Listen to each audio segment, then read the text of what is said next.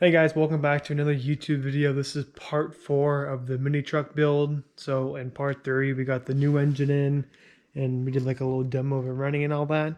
Now this part is going to be us putting the water pump in, putting the rest of the radiator back in, and doing a little tune-up. So distributor cap, distributor rotors, maybe spark plugs if we get to that, thermostat housing, thermostat gasket, new thermostats. And then, of course, with the water pump gasket, and RTV, and putting the clutch fan back on. So yeah, that's the plan for today. So I'll cut to. So it looks like we're gonna be doing the water pump first. Looks like it. So I'll cut to where we're kind of cleaning it up and getting ready to install the new water pump. Quick little update. Okay, so here you can see that we have the water pump installed already. Went ahead and put the water pump on while my dad right now is working on the distributor cap and the rotor, a part of the ignition system. So once I finished the water pump, I actually went ahead and flushed out the radiator that we're going to be using. This one came off this truck actually because the other one was smashed up. Just put some water through it. Wasn't that dirty, a little junky, but yeah, now we got the new cap on and the rotor on. Now we got to do the water pump on. So next up will probably be the thermostat housing, and also have the fuel filter, so I'll do that too. And then go ahead and put the belt back on the water pump and put the clutch on and all that good stuff. So yeah, chip it along. Okay, so we have the water pump on, got the new clutch fan on, or not new, but the original one. We've got the pulley in the back. Right now I'm working on the thermostat. Took the old thermostat out. This is the nice new shiny one that I'm putting in. Dad's working on the spark plugs right now, and they're deep. That's how long the extension we need to get to it, because they're literally right go through right to the head, right through the head, right into the cylinders itself. And cap, like I said, cap and rotor is done now. Spark plugs are being done. I'm doing the thermostat housing, new thermostat.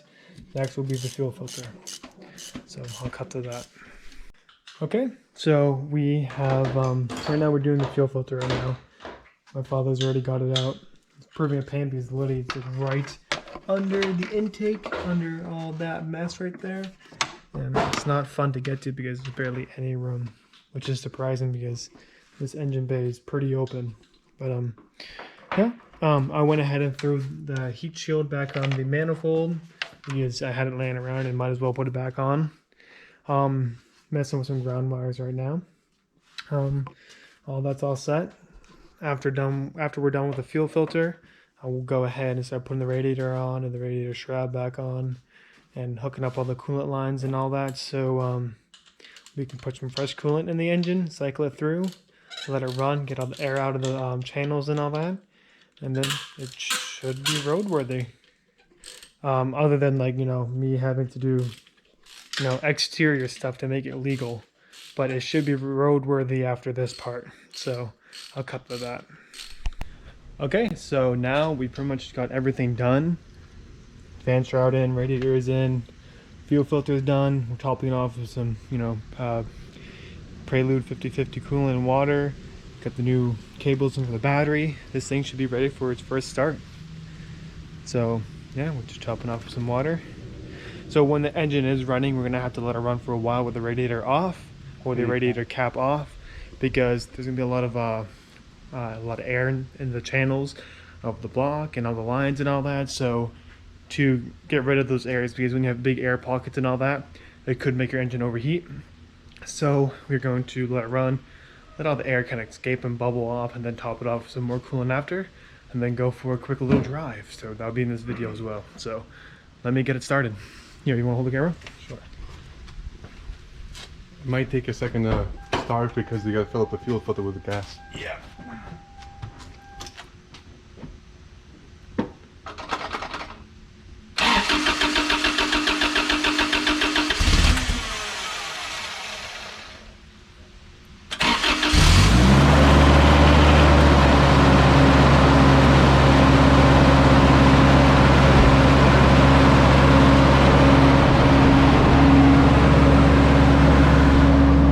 Started up pretty good.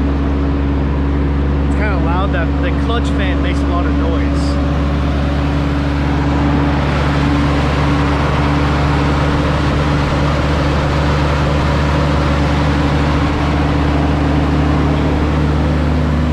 So yeah, we'll let it idle for a little bit, let the coolant kind of bubble over and all that, and then yeah, the next clip will be us taking it for a quick little drive around the block. See you there. So we've had this car running for about 4 or 5 minutes, and the thermostat still has not opened. So we're gonna take it for a quick test drive, and maybe us driving it around will make it a little bit better. But yeah, take it for a quick test drive. Okay, so I'll cut to us moving, I guess. Okay, so now we're moving. The gasket that we did for the exhaust is still loud, so I'm gonna have to go and retighten some of the bolts and figure out what's going on with that. But yeah, we're moving. Is that second gear? Yeah. Second gear. And the clutch is nice actually. Clutch is good. Clutch is good. Because I'm actually just taking off in second gear. Because I'm already rolling, so I can do that, you know? Yeah.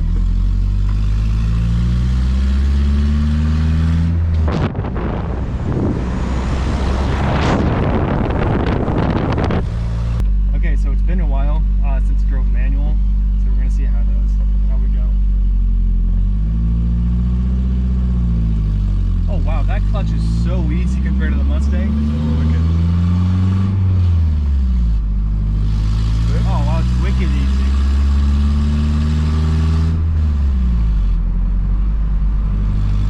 Easy to drive, isn't it? Oh, wicked easy. This windshield is dirty. Yeah. Be careful. Gotta slow down to the bridge because the bridge is slippery.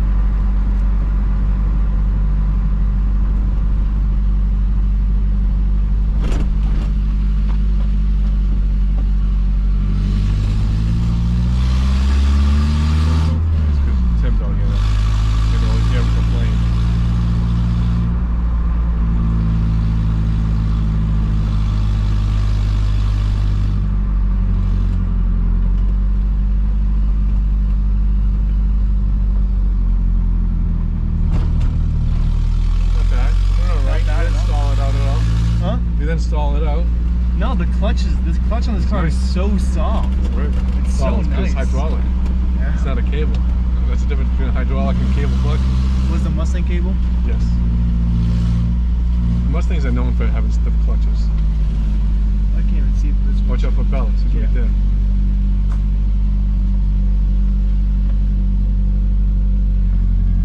What was the temperature at? Still middle. So the thermostat still hasn't even opened. Well, you can check now. It might have. Watch out, cars behind you.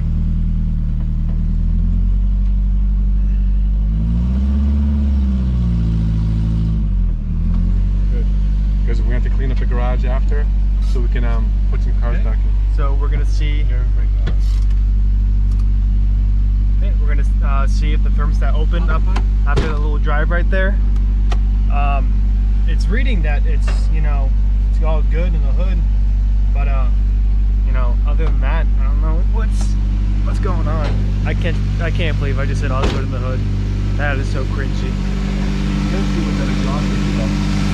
It's still cool, but just watch the temperature and see what it does. It hasn't even opened yet, but the gauge says it's not overheating, so I don't know.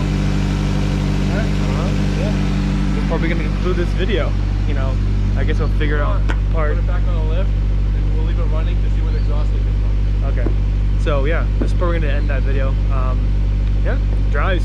You know, after I think it's the 5th part. Yeah, for part 5. Not bad. So yeah, I'll see you guys in the next video. See ya.